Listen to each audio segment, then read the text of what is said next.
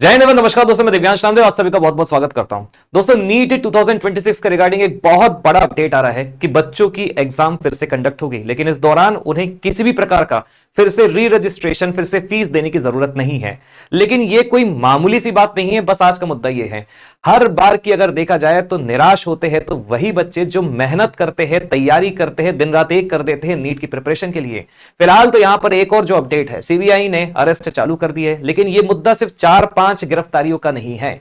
यह मुद्दा हमेशा से जो रहा है, एग्जाम के ठीक पहले लीक कर रहा है। भले ही सरकार कितनी ठोस कदम उठा ले, लेकिन ये जो लीक होता है इसमें हक उसका जाता है जो सबसे ज्यादा ईमानदारी से तैयारी करता है, और मजे वो लूटते हैं जो भारत में रहकर अय्याशियां करते हैं। ये बात बिल्कुल सीधी बोल दी जाए। यहां पर जो अपडेट्स आ रहे हैं फिलहाल, जो बहुत बड़ा है, सीबीआई ने 5 लोगों को गिरफ्तार किया है नीट यूजी 2026 पेपर लीक के रिगार्डिंग।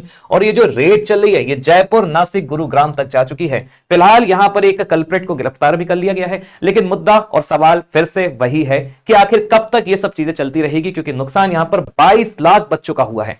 फिलहाल यहां पर एक्सपर्ट्स का यह भी मानना है कि अब वक्त आ गया है कि फिर से एनटीए को रीस्ट्रक्चर किया जाए, रिफॉर्म किया जाए। वो एनटीए जो बनी ही कुछ टाइम पहले है, जिसका पर्पस ही इस तरह की व्यवस्था ना हो, एग्जाम लीक ना हो, गड़बड़ी ना हो, के लिए स्थापित की गई थी। और बात की जाए नीट की, तो नीट भी कोई बहुत पुरानी व्यवस्था नहीं है दोस्तों। नीट भी 2013 में आई थी, लेकिन उसके बाद भी लगातार आपने ऐसी कोई ना कोई न्यूज सुनी ही होगी। और ये नीट तक सीमित नहीं है, ये एग्जाम माफिया का वो नेटवर्क है जो आपको किसी ना किसी पेपर के पहले सुनने मिल ही जाता है कि पेपर लीक हुआ है, पेपर ऐसा हुआ है, गड़बड़ी पाई गई है। तो आइए पूरा डिस्कशन करते हैं, थोड़ा अपन समझते हैं कि आखिरकार पूरा मसला क्या था। लेकिन आगे बढ़ने से पहले यहां पर हमारा टेलीग्राम चैनल का क्यूआर कोड दिया है दोस्तों। अगर आपने अभी भी हमारा टेलीग्राम चैनल नहीं ज्वाइन किया है तो आपको सिंपली इस क्यूआर कोड को स्कैन करना है, आप हमारे टेलीग्राम चैनल में पहुंच जाएंगे, जहां आपको यूपीएससी पॉइंट ऑफ व्यू से लगातार अपडेट्स मिलते रहेंगे। और शाम को 4 बजे जो हमारी डेली करंट अफेयर से रिलेटेड एनालिसिस होता है, आप उसको भी आराम से एक्सेस कर पाएंगे।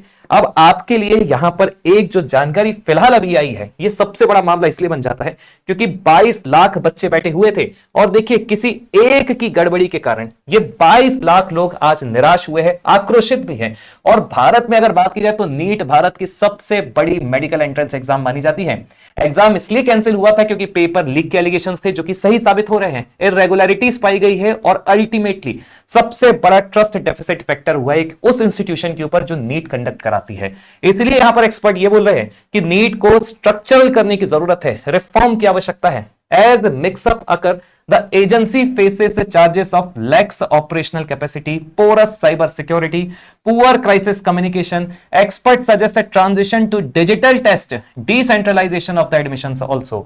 यहां पर ऑफिशियल स्टेटमेंट जो अभी आया है, अनाउंसमेंट जो हुआ है, एनटीए का फिलहाल यह कहना है कि मई 3 की एग्जाम भले ही कैंसिल हो चुकी है, लेकिन रीटेस्ट जल्द से जल्द कंडक्ट किया जाएगा। इस दौरान रजिस्ट्रेशन डेटा को रिटेन किया जाएगा, कोई भी फ्रेश फी किसी भी बच्चे को नहीं देनी है। यह बात बहुत गंभीरता से सुन ले, इसमें किसी भी प्रकार की आपको अभी फिलहाल चिंता करने की आवश्यकता नहीं है। स्टूडेंट को यहां पर री रजिस्टर करने की भी आवश्यकता नहीं है। अगर मैं एक छोटी सी ग्लिम्स दूं तो यहां ध्यान से देखिएगा, ये जो कारण बताया जा रहा था पूरा स्ट्रक्चरल प्रॉब्लम एनटीए से रिलेटेड बताया जा रहा है। और स्ट्रक्चरल प्रॉब्लम एनटीए की कोई अभी से नहीं है, जब से स्थापित हुई तब से लगातार कुछ हो रहा है। लेकिन फिलहाल जो आपको राहत है, आपको मैं फिर से दोहरा देता हूं, रजिस्ट्रेशन की आवश्यकता आपको नहीं है, मतलब जो री रजिस्ट्रेशन उसकी आवश्यकता नहीं है। फ्रेश एग्जाम फी भी आपको बिल्कुल नहीं देनी है, ओल्ड डेटा आपका रिटेन हो जाएगा, फ्रेश एडमिट कार्ड अब आप लोग के लिए जारी होंगे, यह बात ध्यान रखिएगा। और एक संभावना यह है कि आपको लगभग सेम सेंटर अलॉट हो सकता है, इसकी एक संभावना है। एक्सटर्नल एजेंसी जो है यहां पर एनटीए के इंटरनल सोर्सेस के माध्यम से हमें पता चला है।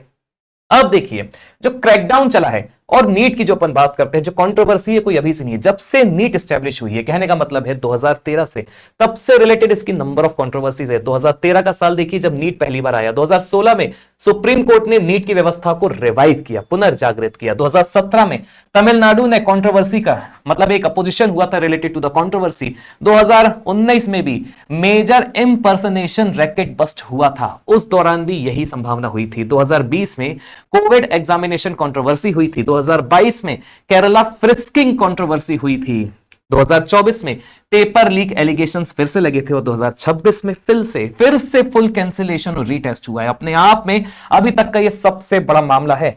अदरवाइज कंट्रोवर्सी, इंपर्सनेशन, फ्रिस्किंग के मामले नीट में हमेशा से होते हुए ही आए हैं, और होंगे भी। क्यों? क्योंकि सबसे बड़ी भारत में मेडिकल एग्जाम है, और मेडिकल आप मान के चलिए, आज का फार्मास्यूटिकल सेक्टर सबसे बड़ा गोरख धंधा है। हर कोई माँ बाप चाहते कि उनका बच्चा बड़ा डॉक्टर बन जाए, नहीं बन पाए तो हम उन्हें बनाने का प्रयास करेंगे, हमारे पास अथाह पैसा है। तो यहां पर ये जो भावनाएं चलती है, अच्छे खासे हकदार कैंडिडेट इससे पीछे हो जाते हैं, नुकसान और निराश वही होते हैं। और यहां पर यही सब चीजें आपको सुनने मिलेगी। सीबीआई ने भले ही अभी 5 अरेस्ट दिए हैं नीट में, जो कि जयपुर, नासिक, गुरुग्राम में है। 3 जयपुर से अरेस्ट हुए, 1 नासिक से हुआ है और 1 गुरुग्राम से है, लेकिन फिलहाल इन्वेस्टिगेशन अभी भी चालू है। इसमें एक सबसे बड़ा जो अपडेट है, how a 30-year-old Nashik student, imagine करिए 30 साल का नासिक का बच्चा, उसने पेपर लीक कराया, वो भी ठीक 45 घंटे एग्जाम के। आप इमेजिन कर सकते हैं, आप पेपर देने जा रहे हैं लेकिन ऑलरेडी वो पेपर लीक हो चुका है, वो भी एग्जाम के 45 घंटे पहले। और इसमें एक और बहुत बड़ी बात बताई जा रही है कि राजस्थान में एक जो हॉस्टल ओनर है, उसके माध्यम से पता चला कि पेपर लीक नेटवर्क है और पेपर लीक होने की संभावना है।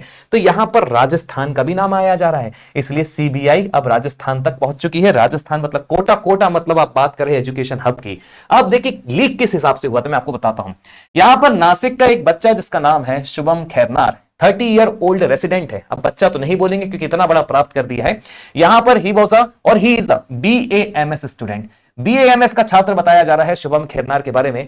और इसने क्या किया, इसने नीट यूजी पेपर को एक पुणे बेस्ड सस्पेक्ट से 10 लाख रुपए में खरीदा और हरियाणा वाले एक स्टूडेंट को उसने 15 लाख में बेच दिया। 5 लाख की उसकी शुद्ध इनकम हुई मात्र एक पेपर लीक करने से। इमेजिन करिए, हरियाणा के उस बच्चे के पास 15 लाख कहां से आए, माता पिता ने भी 15 लाख कैसे दिया, वो बच्चे के पास 15 लाख अमाउंट, आप समझ पा रहे हैं। 5 लाख का शुद्ध मुनाफा कमाया सिर्फ एक पेपर लीक से। तो आप समझ सकते हैं कि ये जो एग्जाम माफिया है, ये जो पेपर लीक है, ये भी एक बड़ा नेक्सस है भारत में। और ये तो सिर्फ आप नीट की बात कर रहे हैं, भारत में तो एसएससी, रेलवे, जूनियर इंजीनियर, ऐसे कितने पेपर होते होंगे और जहां पर ऐसे ऑर्गेनाइज क्राइम चल रहे होंगे related to the paper leak. और यहां पर 45 आवर्स बिफोर द एग्जाम बताता है कि बहुत बड़ी व्यवस्था में चूक हुई है। सीबीआई ने यह कहा है कि accused tried changing appearance and evading detection. फिलहाल रूप बदलकर भागने का प्रयास किया जा रहा था, लेकिन सीबीआई ने गिरफ्तार कर लिया है। अब देखिए what this reveals about the system. ये सिस्टम के बारे में क्या रिवील करता है। वीकनेस यहां पर जो सबसे बड़ी सामने आ रही है वो है पेपर ट्रांसपोर्टेशन की। लीक रिक इसमें सबसे ज्यादा रहता है। इनसाइडर कोलिजन की, ऑर्गेनाइज्ड चीटिंग की भी संभावना है। वीक साइबर सिक्योरिटी भी एक बड़ा मुद्दा है जिसमें डिजिटल वल्नरेबिलिटीज को टारगेट किया गया है। कोचिंग माफिया नेक्सस भी सबसे बड़ा इसमें एक सामने आ सकता है, जो कि बहुत बड़ा नेक्सस भी हो सकता है, क्योंकि यहां पर लीक्स को मोनेटाइजेशन का फायदा उठाते हुए पैसा कमाने का अथाह प्रयास किया जाता है। हर एक कोचिंग ये प्रयास करती है कि ज्यादा से ज्यादा हमारे क्वेश्चन फंसे, और कई बार वो रैकेट सही भी साबित होता है। लार्ज स्केल लॉजिस्टिक्स भी है यहां पर जिसमें मॉनिटरिंग की फेलियर हुई है, क्योंकि जब आप लार्ज से लॉजिस्टिक्स का सपोर्ट का यूज करते हैं तो अक्सर आप सर्वेलेंस और मॉनिटरिंग करने में असक्षम हो जाते हैं। यह भी एक बहुत बड़ा कारण बना है। अब आगे समझिएगा। अब यहां पर बात आ रही है कि अभी भी why pen and paper exams are most vulnerable. अभी भी ये क्यों वल्नरेबल है आज के इस टेक्नोलॉजी वाले युग में, क्योंकि जो वीक लिंक बताई जाती है पेन और पेपर एग्जाम्स में वो है सबसे पहले तो प्रिंटिंग की, जो कभी भी किसी भी हिसाब से ट्रेस किए जा सकते हैं, उनको यहां पर ट्रेस किया जा सकता है। पैकेजिंग की, ट्रांसपोर्ट की, अगर सिंगल डे एग्जाम हो रही है, ट्रांसपोर्ट हो रहा है, तो यहां पर भी काफी बड़ी संभावना बन जाती है। स्टोरेज की तो है ही है और डिस्ट्रीब्यूशन की भी बन जाती है। Even one leaked photograph can compromise the entire system. Imagine करिए सिर्फ एक लीक फोटोग्राफ है और उसने 22 लाख बच्चों का भविष्य दांव पे लगा दिया है। यही बात आती है कि एक लीक फोटोग्राफ ने पूरे एंटायर सिस्टम को ही कॉम्प्रोमाइज कर दिया। वही बात है, नीट का फिर से पेपर हो रहा है, तो एक्सपर्ट की रिकमेंडेशन यहां पर यह दी जा रही है फिलहाल, जब से यह मसला सामने आया है, क्योंकि उपाय ओपिनियन लगातार लोग देंगे ही देंगे, डिबेट चालू हो चुकी है। रिफॉर्म जो सजेस्ट किया गया है यहां पर डिजिटल एग्जाम्स का किया गया है, जो कि पेपर लीक के रिस्क को कम करेगा। दूसरा है एनक्रिप्टेड सिस्टम्स का यूज किया जाना चाहिए, जो कि क्वेश्चन पेपर को प्रोटेक्ट करके चले। डिसेंट्रलाइज एडमिशन होना चाहिए ताकि प्रेशर जो है ना वो लोअर हो सके, कम हो सके। मल्टीपल अटेम्प्ट्स और year reduced one exam pressure, जैसे कि बाकी देशों में होता है।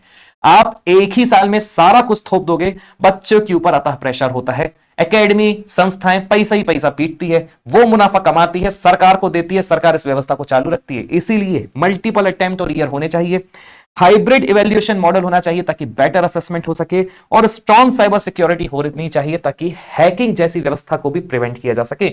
अपने आप में ये ओपिनियन फिलहाल दिए गए हैं, लेकिन आपको जान के हैरानी होगी, सरकार ये सब चीजें ना हो, लीक ना हो, माफिया अगर पकड़े जाते, इंडिविजुअल कल्प्रिट्स अगर पकड़े जाते, तो इसके लिए यहां पर पब्लिक एग्जामिनेशन एक्ट 2024 भी लाया गया था।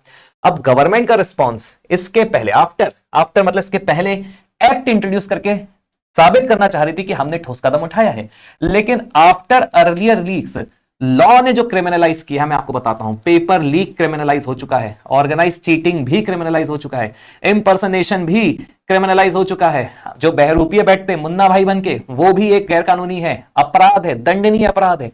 एग्जाम फ्रॉड सिंडिकेट्स भी यहां पर आपको नजर आएंगे। shows issue has become national security level governance challenge। मतलब आज के समय में जो पेपर लीक है, एग्जाम माफिया है, वो किसी आतंकवादी से कम नहीं है, क्योंकि आज के समय में ये एक राष्ट्रीय सुरक्षा का मामला बन चुका है। बिल्कुल वैसे ही चैलेंज है जैसे कि आतंकवादियों को ढूंढने में चैलेंज होता है गवर्नमेंट का। तो यहां पर यही बताया जा रहा है कि अब जो इशू है ना, ये एक नेशनल सिक्योरिटी लेवल बन चुका है गवर्नेंस के लिए और गवर्नमेंट के लिए। लेकिन फिर भी संवैधानिक और पॉलिसी एंगल की अगर बात की जाए तो देखिए, यहां पर अगर आपको पूछा जाता है तो रेलिवेंट कुछ आर्टिकल है जो आपको याद रखने पड़ेंगे। आर्टिकल 14 जो इक्वेलिटी की बात करता है, मतलब यहां पर इक्वेलिटी मतलब मेरिटोक्रेसी के आधार पर सबको फेयर ट्रीटमेंट होना चाहिए। आर्टिकल 21 फेयर अपॉर्चुनिटी मिलनी चाहिए। ये आर्टिकल 21 का आपका, ये दोनों ही आपके फंडामेंटल राइट है। और जो सबसे बड़ा राइट है एजुकेशन एक्सेस का, free and compulsory education, article 21A, वो भी आपका एक फंडामेंटल राइट है। इसके साथ ही साथ डायरेक्टिव प्रिंसिपल अंडर आर्टिकल 45 भी आपका एक आपका एक डायरेक्टिव दिए गए हैं स्टेट्स को अंडर आर्टिकल 45 एजुकेशन से रिलेटेड। तो एजुकेशन भारत की अगर बात की जाए तो बहुत बड़ा मामला है। एकमात्र ऐसी व्यवस्था है जो आपको फंडामेंटल राइट्स मौलिक अधिकार में मिलेगी, directive principles of state policy में मिलेगी, even in the fundamental duties में भी मिलेगी। इससे related ministry, ministry of education, national testing agency, health ministry, NTA सबसे बड़ी रिस्पॉन्सिबल मिनिस्ट्री है जिसने इस एग्जाम को कंडक्ट कराने का जिम्मा लिया था। अब देखिए इसका इंपैक्ट जो पड़ने वाला है बच्चों पर, वो थोड़ा गंभीर पड़ेगा, ये बिल्कुल बात तय है। जो सबसे बड़े कॉन्सिक्वेंसेस होते हैं किसी भी लीक में, नीट की अगर बात ना भी करी जाए, मेंटल स्ट्रेस बढ़ जाता है, financial burden, uncertainty, coaching dependency भी बढ़ जाती है, trust deficit on the institutions भी बढ़ जाता है।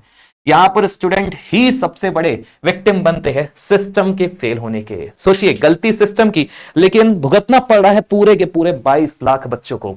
गलती एडमिनिस्ट्रेशन की, लेकिन भुगतना पड़ रहा है पूरे 22 लाख बच्चों को। और उन 22 में से किसी 1 या 4 की गलती होगी, 10 की होगी, 20 की होगी, 100 की होगी, लेकिन भविष्य सबका यहां पर दांव पे लग गया। अनसर्टेनिटी सबके लिए क्रिएट हो चुकी है। और जो बोलते हैं ना, समय बीतता जाता है, टेंशन और ज्यादा क्रिएट होती है, एंजाइटीज आती है। तो यही सबसे बड़े कॉन्सिक्वेंसेस है, जैसे हर एक माता पिता अपने बच्चे को बचाना चाहता है। लेकिन बात गंभीर हो चुकी है। अब की डिबेट जो चलने वाली है कि भारत को क्या अब डिजिटल एग्जाम की तरफ फुली शिफ्ट हो जाना चाहिए। तो यहां पर कई सारे फैक्टर्स है, आप यस भी करेंगे, एग्री भी करेंगे, डिसएग्री भी करेंगे, लेकिन आर्ग्यूमेंट्स फॉर की अगर बात की जाए, better security, faster evaluation and lower leak risk, ये डिजिटल एग्जाम का एक बड़ा फैक्टर हो सकता है। लेकिन अगर आर्ग्यूमेंट अगेंस्ट की बात की जाए तो डिजिटल डिवाइड एक फैक्टर है, इंटरनेट इनइक्वालिटी दूसरा फैक्टर है, रूरल एक्सेसिबिलिटी इश्यूज भी तीसरा सबसे बड़ा फैक्टर है। लेकिन अगर अपन शिफ्ट होते हैं तो आने वाले टाइम में इसमें यह संभावनाएं बन सकती है, लीक को बचाया जा सकता है और इवैल्यूएशन को भी फास्टर किया जा सकता है। तो अपने आप में आपको भी अगर लगता है कि आप क्या सुझाव दे सकते हैं इसके रिगार्डिंग, तो जरूर कमेंट बॉक्स पे दीजिएगा दोस्तों, क्योंकि मामला गंभीर है। बच्चों की चिंता सबको रहती है, बच्चों की भविष्य की बात है। जय हिंद। एक बार फिर से कमेंट करके जरूर बताइएगा।